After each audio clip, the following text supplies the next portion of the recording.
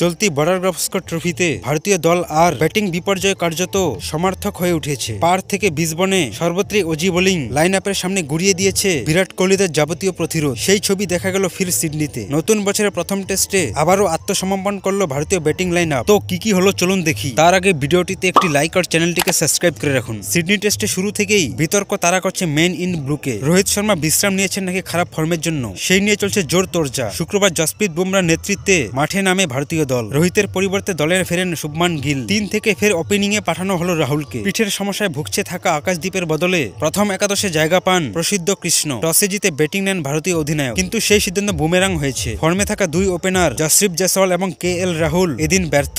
মাত্র 14 বল খেলে 4 রাউন্ডে আউট হলেন রাহুল। অন্যদিকে 26 বল খেলে জসপ্রীতের সংগ্রহ মাত্র 10 রান। ক্রিজে বেশ কিছুক্ষণ সময় কাটালেও 20 রান করে আউট হয়ে যান শুভমান। পুরনো রোগের শিকার হয়েই এদিন আবার উইকেট ছুড়ে দেন বিরাট কোহলি। ব্যাট করতে নেমে প্রথম বলেই প্রায় আউট হয়ে গিয়েছিলেন তিনি। কোনো মতে রক্ষা পেলেও সেই অফ স্ট্যাম্পের বাইরের বল খোঁচা দিয়ে আউট হয়ে যান তিনি। স্বভাব বিরুদ্ধ ভঙ্গিতে 98 বলে মাত্র 40 রান করেন ঋষভ পান্ট। একাধিকবার অজি পেসারদের বলে আঘাত পান তিনি। তা সত্ত্বেও ইনিংস গড়ার চেষ্টা করেছিলেন, তবুও শেষ রক্ষা হয়নি। 26 রান করে আউট হন রবীন্দ্র জাদেজা। 14 রান এসেছে ওয়াশিংটন সুন্দরের ব্যাট থেকে। তবে ভারতের ইনিংসের রান 150 গন্ডি পার করেন অধিনায়ক বুমরা নিজে। মাত্র 17 বলে 22 রান করেন। 3টি বাউন্ডারির পাশাপাশি একটি ছক্কা আসে তার ব্যাট থেকে। বুমরার ম্যাজিকে 185 পর্যন্ত পৌঁছায় ভারতের প্রথম ইনিংসের রান। ভারতের রান তাড়া করতে নেমে প্রথম দিনের শেষে অজিরা 9 রান তুলেছে 1 উইকেট খুইয়ে। দিনের শেষে বলে উসমান খোয়াজকে আউট করেছেন বুমরা।